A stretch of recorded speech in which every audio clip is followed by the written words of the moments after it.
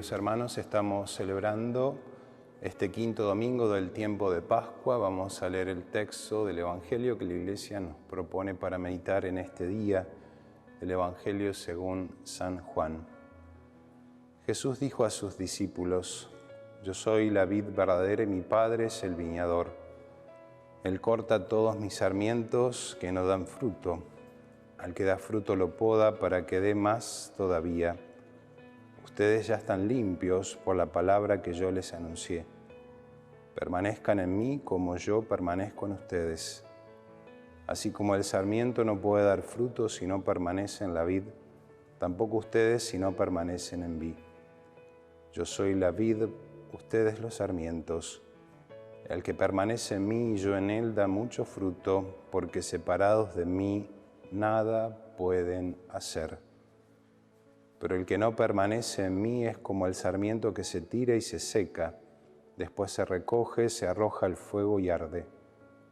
Si ustedes permanecen en mí, mis palabras permanecen en ustedes, pidan lo que quieran y lo obtendrán.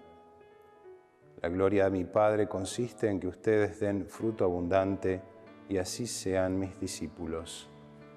Palabra del Señor, gloria a ti, Señor Jesús.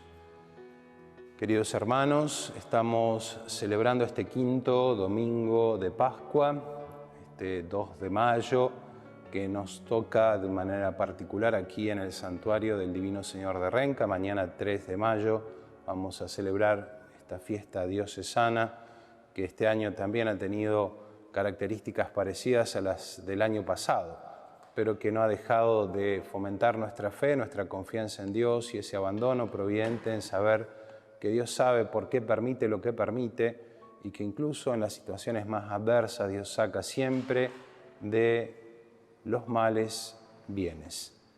El texto del Evangelio de este domingo nos presenta a Jesús que se pone como ejemplo como esa vid verdadera de la cual nosotros somos sarmientos. Recordemos que la semana pasada Jesús se había presentado como ese buen pastor que escucha y conoce a sus ovejas y cuyas ovejas también conocen su voz y responden a su voz. Hoy Jesús da un toque mucho más profundo. Él es la vid y nosotros somos sus sarmientos. Separados de Él no podemos producir frutos. El sarmiento separado de la vid se seca, muere. Nosotros estamos y tenemos que estar injertados en esa vid que es Cristo. Y es lo que le tenemos que pedir de manera especial cada día al Señor. Esa gracia de no separarnos, de no querer hacer nuestro propio camino, nuestra propia voluntad, nuestro propio sendero. El demonio muy astutamente nos susurra esto en lo más profundo de nuestro corazón y en lo más profundo de nuestro pensamiento. Es lo que le susurró y le propuso a nuestros primeros padres, Adán y Eva. Ellos tenían que cumplir solamente lo que Dios quería de ellos y eran felices, tenían todo en el paraíso. Y sin embargo, lamentablemente quisieron hacer su propio camino, desobedeciendo la voz de Dios, desobedeciendo lo que Dios le pedía, desobedeciendo una orden explícita de Él, pensando que así iban a ser felices, que así iban a encontrar aquello que tanto añoraban. Y lejos de encontrar la felicidad, lo único que obtuvieron fue la muerte, la destrucción, la enfermedad, miles de miserias que hoy son pan cotidiano de nuestra vida.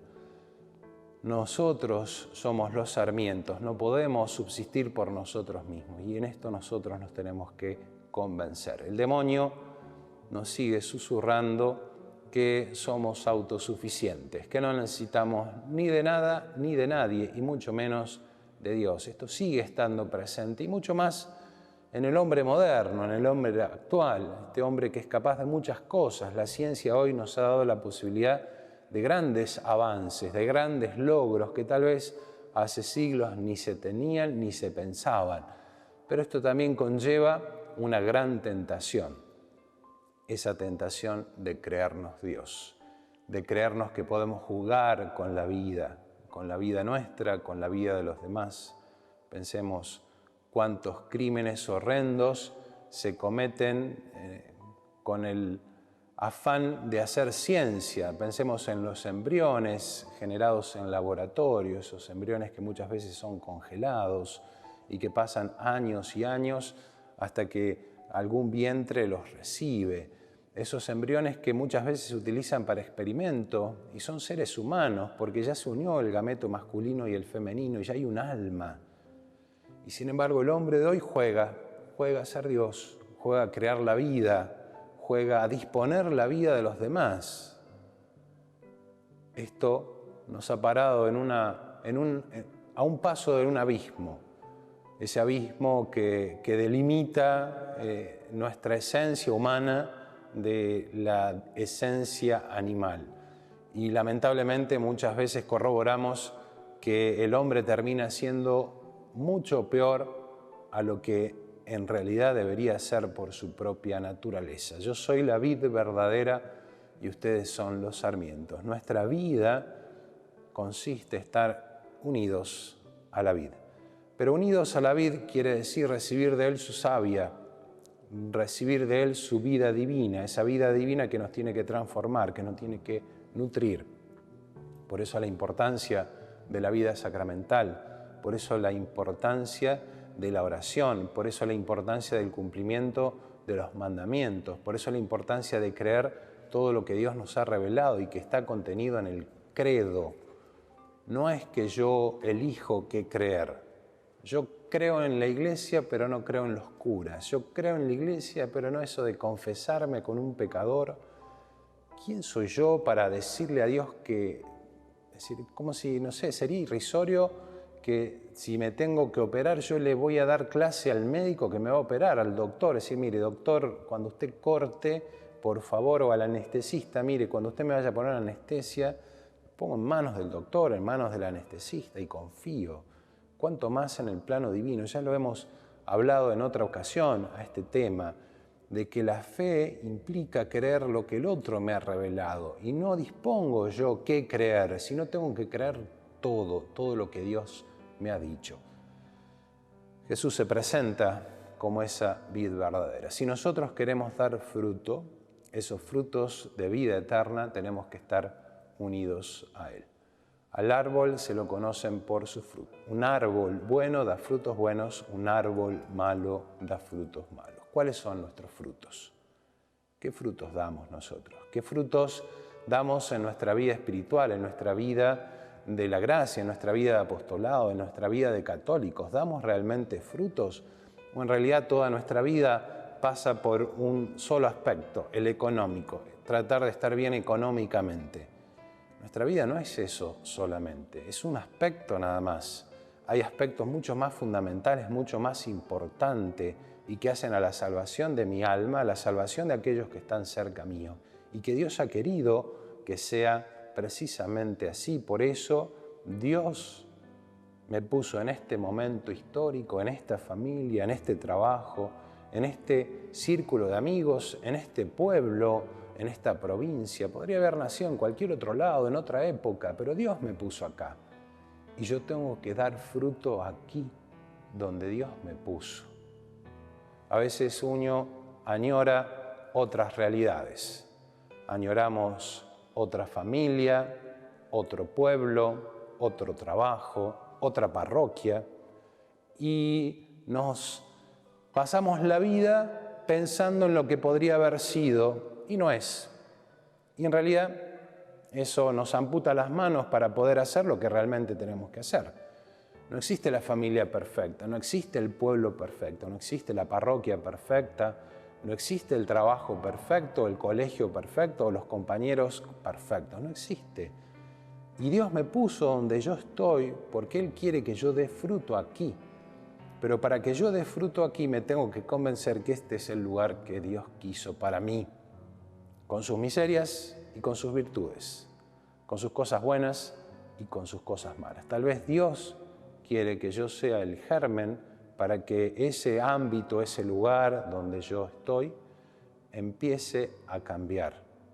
Pero hace poco leía un capítulo del cardenal Sará de uno de sus libros, Se hace tarde y anochece, que decía, hablando de los cristianos que se sienten muchas veces escandalizados por los pecados dentro de la iglesia, y decía que el primer paso para cambiar las estructuras eclesiales no es hacer un grupo, un partido, un movimiento, enarbolar una bandera y decir nosotros vamos a cambiar esto. No, el primer paso es la conversión personal. ¿Qué es lo que yo tengo que cambiar? ¿Qué es lo que yo tengo que hacer distinto? ¿En qué cosas yo me tengo que convertir? Los santos entendieron esto. La conversión y el cambio de la iglesia pasaba por ese cambio y esa conversión interior y personal. Eso implica estar unidos a la vid, eso implica estar unidos al Señor.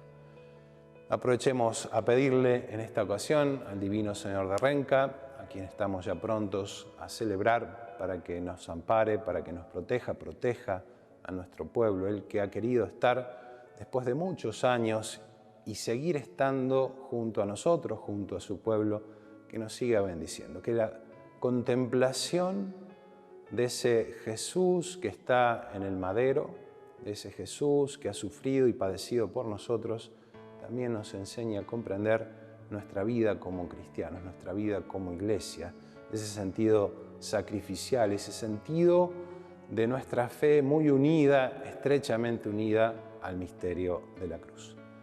Muy feliz domingo, que María Santísima los proteja, les conceda las gracias que más necesiten.